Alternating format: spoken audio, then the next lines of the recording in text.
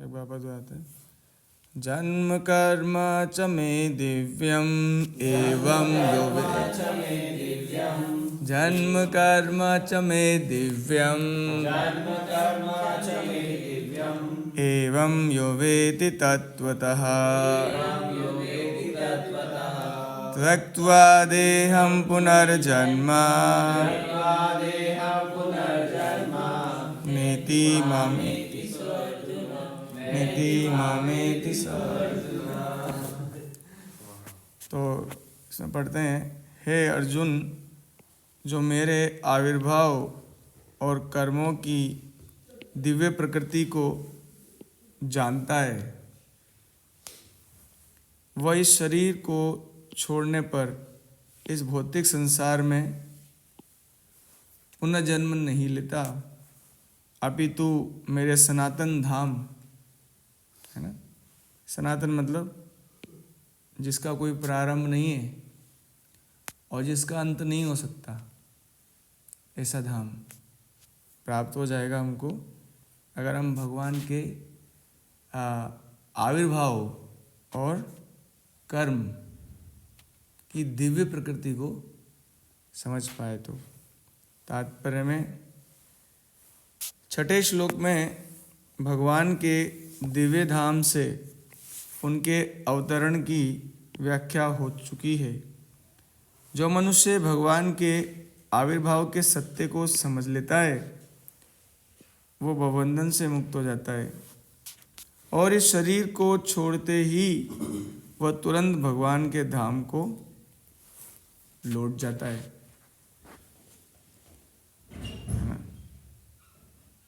भगवान के आविर्भाव के सत्य को,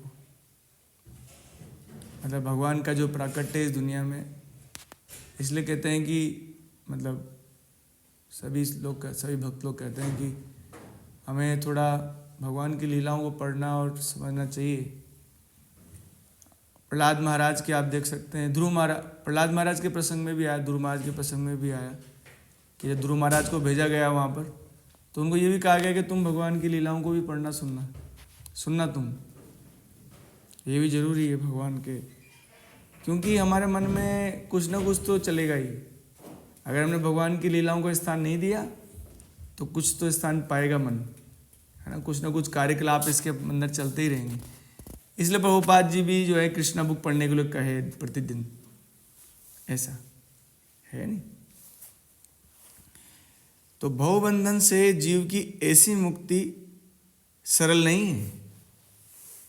क्या नहीं है? सरल नहीं, इतना आसानी से नहीं होगा।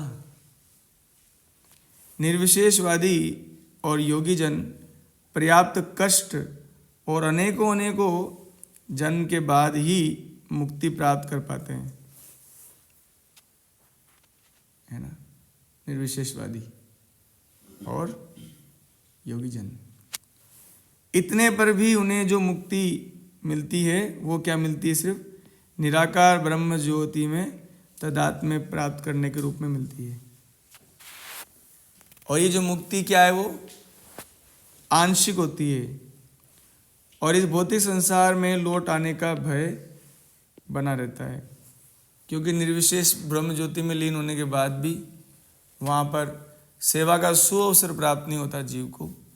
इसलिए उस जीव को सेवा करने के लिए वापस इस भौतिक जगत में आना पड़ता है। मुक्त होने के बाद भी ब्रह्म ज्योति में लीन हो गया, फिर भी वापस आना पड़ेगा। पर लेकिन भगवान जो ये कहते हैं, भगवत गीता ये प्रमाण है कि जो भगवान के धाम चला गया वो आने का, क्योंकि वो संतुष्ट हो गया। अब असंतुष्टि ही आपको वापस लेके आएगी, ऐसा। किंतु भगवान की दिव्य प्रकृति और उनके कार्यकलापों को समझने मात्र से भक्त इस शरीर का अंत होने पर भगवत धाम को प्राप्त करता है और उसे इस संसार में लौट आने का भय नहीं रह जाता। क्यों ऐसा होता है जानते हो? कि भगवान के कार्यकलाप को समझने से वापस आने का भय नहीं रहता। ऐसा रीजन जानते हैं आप? जब आप भगवान की लीलाएं पढ़ेंगे ना तो आपको पता लगेगा कि वो अलग है, इस दुनिया से अलग है थोड़ा सा। जिस प्रकार की डीलिंग्स हम चाहते हैं ना दुनिया में एक दूसरे के साथ, वो डीलिंग्स भगवान के धाम में। आप भगवान की बाल लीलाएं पढ़िए, है ना। इवन मतलब यशोदा मैया, नंद बाबा, इनका चरित्र पढ़िए आप थोड़ा बहुत, तो आपको लगेगा ये लोग बहुत बढ़िया हैं। और हमारे अंदर एक डिजायर डेवलप होगा कि हम लोग भी ऐसे लोगों के बीच में रहें, है ना। डिजायर के कारण ही होगा प्रभु, ऐसे नहीं होगा। ये लोग कितने महान हैं। मैंने पढ़ा कि माता यशोदा जी और इनको नंद बाबा को जब पुत्र नहीं प्राप्त हुआ, दोनों बात कर रहे हैं कि चलो ये वैराग्य ले लेते हैं अपन दोनों।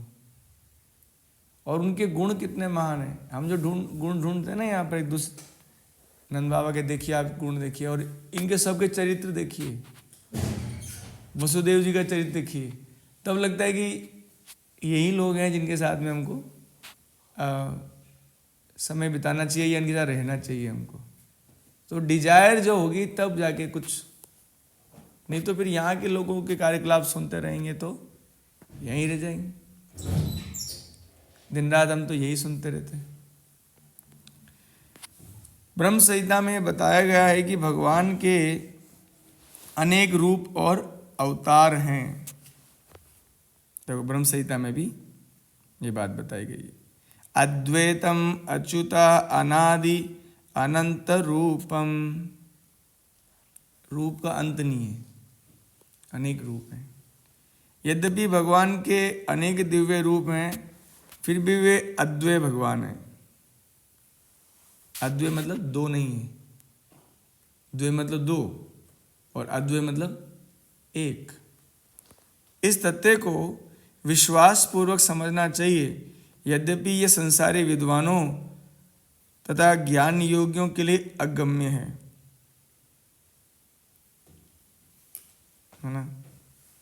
ये है ना, इसको अगम्य है ना, समझ नहीं पाएंगे लोग। बाकी जैसा कि वेदों में कहा गया है, एको देवो नित्य लीला अनुरक्तो भक्त व्यापी,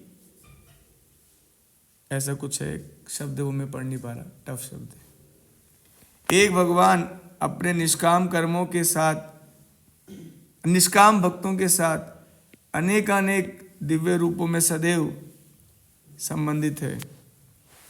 इस वेद वचन की स्वयं भगवान ने गीता के इस श्लोक में पुष्टि की है। जो इस सत्य को वेद तथा भगवान के प्रमाण के आधार पर स्वीकार करता है। इसमें एक बात बोली गई, ये जो भगवान ने जो गीता में बोला है, इस पर आपका कितना बिलीव है। तो ये बिलीफ जो है ना, वो समय होने पर होता है। जब हम इस श्लोक को बहुत बार दोहराते हैं, बहुत सारी बार डिस्कस करते हैं, है ना, तब ये जो श्लोक है स्वयं प्रकट होता है हमारे जीवन में। ऐसा अनेक बार डिस्कशन करने का आवश्यकता है। इसलिए प्रभुपाद जी रखे हैं भागवत और गीता का अध्ययन प्रतिदिन हमारे इस्कॉन में। तो कोई इसको सत्य मान लेता है, इस श्लोक को भगवान के प्रमाण के रूप आधार पर स्वीकार कर लेता है और शुष्क चिंतन में समय नहीं गवाता, वही मुक्ति की चरम सिद्धि प्राप्त करता है। इस सत्य को श्रद्धापूर्वक स्वीकार करने से मनुष्य निश्चित रूप से मुक्ति लाभ कर सकता है। क्या बताया गया? श्रद्धापूर्वक ये सत्य स्वीकार करना चाहिए। अब हम तो पढ़ेंगे ही नहीं, तो स्वीकार कहाँ से कर लेंगे? हमारे पास टाइम ही नहीं है प्रभु जी। श्रद्धापूर्वक स्वीकार करना। इस प्रसंग में वैदिक वाक्य तत्मसी लागू होता है। जो कोई भगवान कृष्ण को परब्रह्म करके जानता है या उनसे ये कहता है आप वही परब्रह्म श्री भगवान हैं, तो भगवान से कहना भी पड़ता है कभी कभी क्या भगवान है, परब्रह्म है। जैसे अर्जुन ने कहा परम ब्रह्म परम धाम पवित्रं परमं भवान् पुरुषं शाश्वतं दिव्यं आदिदेवजं विभुम। ब्रह्मा जी ने तो पूरा ब्रह्म संहिता ही बोल दिया, गोविंदम आदिपुर। कैसे भगवान ने आप अलग अलग श्लोकों में करके बता दिया, कितना डिटेलिंग है उसमें, एक एक श्लोक में डिटेल है, एक एक श्लोक प्रमाण देता है कि कृष्ण भगवान है, ऐसे हर श्लोक है ना। हालांकि ब्रजवासी लोग इसको नहीं मानते, मतलब जो ब्रज में रहते हैं, मतलब भगवान के शाश्वत, वो लोग तो कृष्ण को भगवान मानते ही नहीं है, लेकिन हमें मानना चाहिए क्योंकि हम लोग अभी उस स्तर पे नहीं है। हाँ, तो कोई ये कहता है तो अवह निश्चित रूप से अविलंब मुक्त हो जाता है, फलस्वरूप उसे भगवान की दिव्य संगति की प्राप्ति निश्चित हो जाती है। दूसरे शब्दों में ऐसा श्रद्धालु भगवत भक्त सिद्धि प्राप्त करता है। इसकी पुष्टि निम्नलिखित वेद वचन से होती है, बहुत बड़ा श्लोक है। तमेव विदित्वाति मृत्युमेति नान्ये पंथा विद्यते अयनाय। श्री भगवान को जान लेने से ही मनुष्य जन्म और मृत्यु से मुक्ति की पूर्ण अवस्था प्राप्त कर सकता है, और इस सिद्धि को प्राप्त करने का कोई अन्य विकल्प नहीं है। प्रभुपाद जी एक और उपनिषद से रेफरेंस ले रहे हैं। आप देखो प्रभुपाद जी को जरूरत नहीं इतने सारे रेफरेंस लेने की, फिर भी प्रभुपाद जी बार बार रेफरेंस लेते हैं, आप देखो। पर हम लोग तो कुछ करते ही नहीं है ना। कितने रेफरेंस हमको पता होने चाहिए। इसका कोई विकल्प नहीं है का अर्थ यही है कि जो कृष्ण को भगवान के रूप में नहीं मानता वो तमोगुणी है।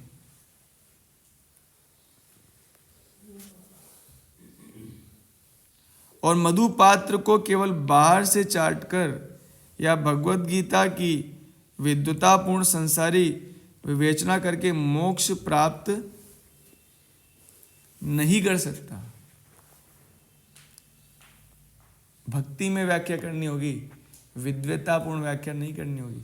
भक्तिपूर्ण का मतलब है जो कहा गया वो सत्य है। भक्तों का हृदय सरल होता है, वो तुरंत बात मान लेते हैं। ऐसा वो ऐसा नहीं, ऐसा क्यों, वैसा क्यों, ऐसा नहीं, ऐसा क्यों, इनको ज़्यादा जरूरत नहीं होती क्योंकि वो भक्ति करके आनंद में रहते हैं एक्चुअली। ऐसे सूक्ष्म चिंतन, बस 5 लाइन और है। ऐसे शुष्क दार्शनिक भौतिक जगत में महत्वपूर्ण भूमिका निभाने वाले हो सकते हैं, किंतु वे मुक्ति के अधिकारी नहीं होते। मैनेजमेंट की पोस्ट जो है बधाई मिल सकती है आपको, है ना, मंदिर के प्रेसिडेंट बन सकते हो आप, लेकिन क्या है, मुक्ति के अधिकारी नहीं हो सकते। ऐसे अभिमानी संसारी विद्वानों को भगवत भक्त की अहेतुकी कृपा की प्रतीक्षा करनी पड़ती है। तो मतलब वो काम तो बनेगा किससे? भगवत भक्त की अहेतुकी कृपा, है ना। तो भगवत भक्त चाहिए, ऐसा नहीं है भाई हम तो माला कर लेंगे हम मुक्त हो जाएंगे। भक्तों को रिपोर्ट करना जरूरी है ना। भक्तों से भागना नहीं चाहिए इधर उधर, है ना। अहेतु कृपा की प्रतीक्षा करनी पड़ती है। अतः मनुष्य को चाहिए कि श्रद्धा तथा ज्ञान के साथ कृष्ण भावना का अनुशीलन करे और सिद्धि प्राप्त करने का यही उपाय है। यही उपाय है सिद्धि प्राप्त करने का, श्रद्धा और ज्ञान के साथ, है ना। श्रद्धा तो हम करते ही हैं, तो ये ज्ञान मतलब जो हमें गीता भागवत से प्राप्त करना चाहिए। ठीक है। हरे कृष्णा कृष्णा कृष्णा हरे हरे, हरे राम जन्म कर्म च मे दिव्यम् एवं यो वेति तत्त्वतः त्यक्त्वा देहं पुनर्जन्म नेति